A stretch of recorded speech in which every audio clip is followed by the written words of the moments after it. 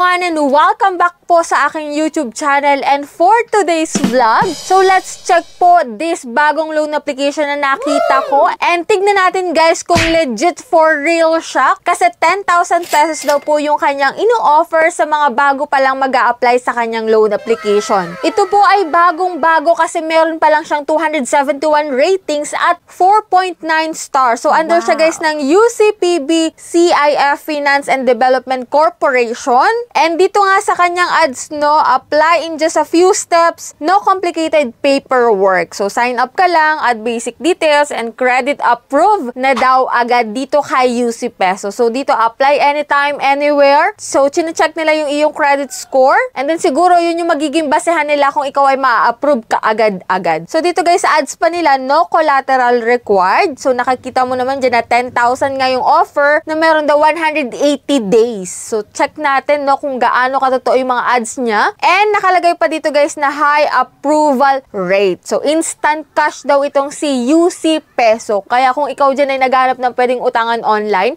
at nakita mo tong mga bagong loan application na nag-e-exist na naman, huwag ka muna basta-basta mag-i-install or mag-click ng submit application mo hanggat hindi mo pa alam kung magkano yung totoong ipapaloan niya sa'yo at kung okay talaga siyang utangan. Legit ba yung kanyang nasa ads or hindi? So yun yung aalamin natin dito sa ating vlog. And i-check natin kung ito ay bago talagang loan application na hindi nagpalit lang ng pangalan, no? So bago natin puntahan itong si UC Peso, sa mga gusto nga palang sumalik dyan sa aking Pagcash giveaway, so weekly po yun and every Monday po yung aking announcement. 5 lucky winners po yung aking pinipili, which is napakadali lang po nung mechanics. So magsusubscribe ka lang po sa aking YouTube channel, ilalike mo tong video na to at mag-iiwan ka ng comment dyan sa comment section. So bilang entry mo na rin yun sa aking Pagcash giveaway. And every last Monday of the month, may isang mananalo ng aking pa-cellphone giveaway, which is, in-announce ko po yun last Monday kasi hindi ako nakapag-upload, nag-live na lang ako guys. And hope na napanood nyo yung live ko at nag-join kayo doon. So dito guys, ituloy na natin yung ating pag-uusapan, which is bagong loan application na nag-offer daw ng 10,000 pesos. Ito po ay si UC Peso. So kung interesado ka dito, so keep on watching.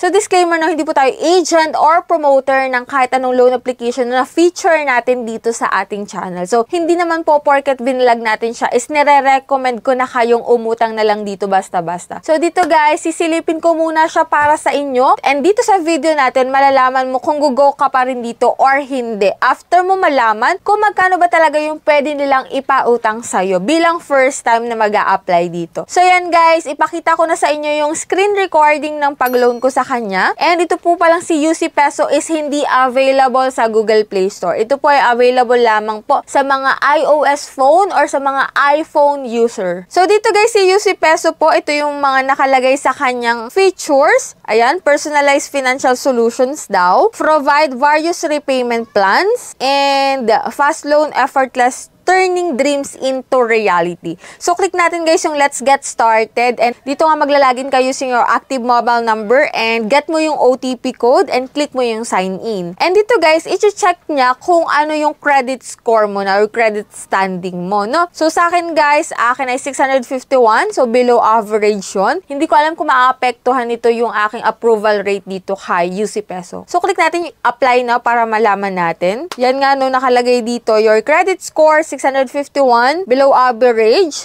Our credit scoring system adopt a personalized approach providing unique credit assessment through meticulous examination of your financial situation. Siguro magiging basehan talaga nila ito guys. So, click natin yung okay pag nabasa mo na yan. And dito kapag hindi ka naman interesado na mag-apply dito kay UC Peso, much better na panoorin mo tong vlog ko kasi dito nga mag-fill up ka dito, no? So, marami kang fill upan. So, dito personal information, click mo lang yan. And dito sa work information, lagay mo lang dito kung anong trabaho mo, kung magkano yung sweldo mo, kung kailan ka magsisweldo. So, hindi na kailangan dito ng mga payslip, other documents, no? So, click natin yung continue. And dito guys, emergency contact, 3 contact number lang yung hinihingi nila. Pero ingat ka pa rin kung sino yung mga nasa contact list mo kasi na-access po nila yan lahat. Maaaring kapag overdue ka na is ipagte-text isa-isa yung mga yan. So, ingat ka pa rin no, kung sino ilalagay mo dito. So, click natin yung continue. And dito guys, may may credit standing, ilagay mo lang is no loan kapag wala kang loan. Kung meron naman, pwede mo naman siyang i-declare, no? So, click natin yung continue. And dito guys, sa ID information, ito yung mga pwedeng ID dito. UMID, National ID, SSS, TIN, Passport, Driving License, Postal ID, Voter ID, and Health Card. Diyan lang po yung pwede dito kay UC Peso. And then next tayo guys, sa bank information kung saan mo pwedeng ma-receive yung pera mo, pwede po sa GCash, PayMaya, GrabPay, OmniPay, and Coins. Kapag wala ka po nitong e-wallet, pwede naman po sa bangko mo, no? And yan, bumalik tayo sa una.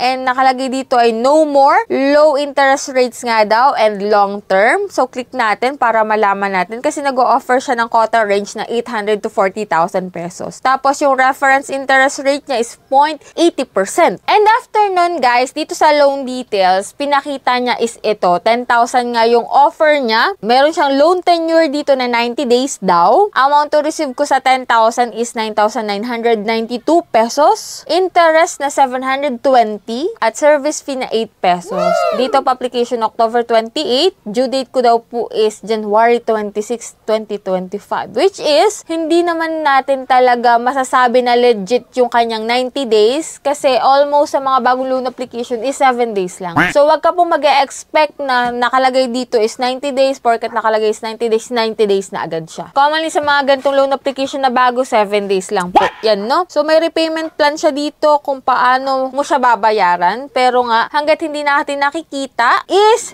wag na wag muna kayo mag-click ng submit dito. So, yan nga daw, no? 90 days daw siya. So, click ko yung submit para makita ko. And yan, reviewing pa rin po yung aking application dito kay UC Peso. And after ilang minutes, guys, nalaman ko naman yung result. Nalaman ko naman yung result dito kay UC Peso ng pag-apply ko sa kanya. And yan, guess what? Nakalagay dito is failed. You cannot apply now. Please be patient. Hindi natin siya nasilip kung magkano ba talaga yung ino-offer niya, pero nakalagay doon na 10,000 daw. Tapos may 720 na interest at 8 pesos na service fee, which is medyo alanganin, pero hindi ako naniniwala na ganun talaga. So, if ever man na nakapag-loan na kayo dito kay UC Peso, paki-comment po dyan sa comment section para malaman din nung mga bago pa lang mag-a-apply. Para malaman na rin nila na legit ba yung 10,000 ni offer tapos 720 yung interest na may 90 days loan tenure. So, dito guys, wag kayong agad-agad papaniwala dito kasi 7 days lang po kalimitan yan. So, much better na magbasa ng review, manood ng mga reviews para at least may konti kayong alam doon sa uutangan ninyo. Hindi basta-basta na lang kayo mag-i-install, basta-basta na lang kayo mag-a-apply dyan. And at the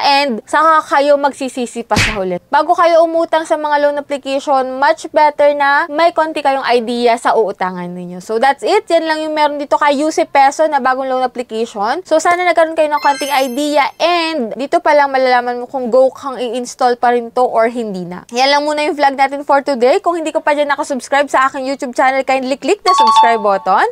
I-on mo na rin po yung notification bell para updated ka sa ganitong usapan and sa mga bagong naglalabasan ngayon na utangan. So, bye-bye na muna for now guys. See you on my next vlog.